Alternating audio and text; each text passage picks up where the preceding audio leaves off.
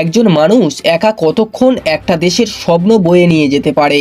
হ্যাঁ বন্ধুরা, breaking news. আজ ভারত হারেনি শুধু একটা ম্যাচ, আজ ভারত হেরেছে একটা আশার গল্প। আজ কোহলির ব্যাট জ্বলেছে, কিন্তু টিম ইন্ডিয়ার ভাগ্য ভিজে কাঠের মতো, আগুন ধরল না। হ্যাঁ বন্ধুরা, এই ম্যাচটা ছিল শুধু একটা ম্যাচ না, এটা ছিল সিরিজ নির্ণায়ক। এটা ছিল ঘরের মাঠে সম্মান বাঁচানোর লড়াই।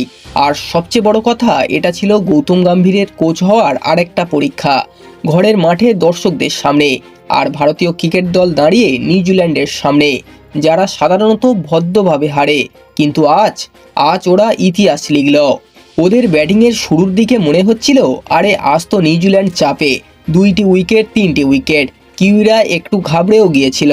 তারপর এলেন দুই ভদ্রলোক, ডায়রাল মিচেল আর গ্লেন ফিলিপস। একজন শান্ত তো আরেকজন গিটার হাতে রকস্টার।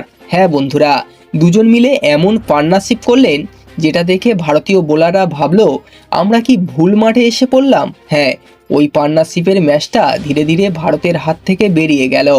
আর এদিকে ভারতীয় দল রান তাড়া করতে নেমে ভারতীয়দের ব্যাটিংটা ছিল ঠিক এই রকমই, যেন কেউ একের পর এক চেয়ার টেনে নিচ্ছে আর টিম ইন্ডিয়া বসতে গিয়ে পড়ে যাচ্ছে। রোহিত গেলেন, গিল গেলেন, শ্রেয়াস গেলেন, রাহুল গেলেন, নামটা গেল, আশাটাও চলে গেল। হ্যাঁ বন্ধুরা, স্কোরবোর্ড দেখলেই মনে হচ্ছিল এই সিনেমাটা আমরা আগেও দেখেছি। এখান থেকেই গল্পটা বদলে যায়। হ্যাঁ বন্ধুরা, একদিকে উইকেট পড়ছে, আরেকদিকে একটাই মানুষ ঠান্ডা মাথায় নিজের কাজ করে যাচ্ছেন। না নাটক, না রাগ, না অযথা ঝুঁকি। কোহলি খেলছেন যেন বলছেন তোমরা থাকো বা না থাকো, আমিই লড়বো। নীতিশ কুমার রেড্ডি এলেন আর ভালোই সঙ্গ দিলেন। হর্ষিত রানা এলেন আর হঠাৎ করে এই দলে আশা ফিরে এলো। হ্যাঁ বন্ধুরা, শুধু এই দল বললে ভুল হবে, ভারতীয় সমর্থকদের আশা ফিরে এলো। স্টেডিয়ামে তখন একটাই শব্দ, হয়ে যাবে হয়ে যাবে। কিন্তু সত্যিটা আর হলো কোথায়? ক্রিকেট একা একজনের খেলা না, একটা সেঞ্চুরি ম্যাচ জেতায় না, দল জেতায়।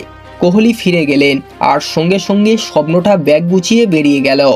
মিডিল অর্ডারের ব্যর্থতা, বোলিংয়ে ধার নেই, ফিল্ডিংয়ে সেই আগুন নেই, আর সবচেয়ে বড় কথা চাপের সময় দলটা একসাথে দাঁড়াতে পারল না।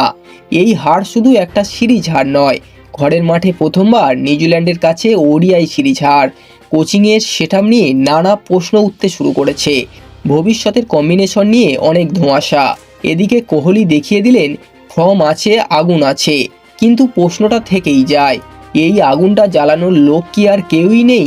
হ্যাঁ বন্ধুরা, আজকের ম্যাচ আমাদের একটা জিনিস শিখিয়ে দিল, হিরো থাকলে গল্প শুরু হয়, কিন্তু দল না থাকলে গল্প শেষ হয় দুঃখ দিয়ে। কোহলি লড়লেন, মন দিলেন, সব দিলেন, কিন্তু ক্রিকেটটা দলীয় খেলাই রয়ে গেল। আপনাদের কি মনে হয় এই হারের দায় কার? কোচিং, টিম সিলেকশন, নাকি পুরোটাই চাপ সামলাতে না পারা? কমেন্টে লিখুন। ভিডিওটি ভালো লাগলে লাইক দিন, আর প্রতিদিন এমন গল্পের ক্রিকেট বিশ্লেষণ পেতে চ্যানেলটি সাবস্ক্রাইব করতে ভুলবেন না।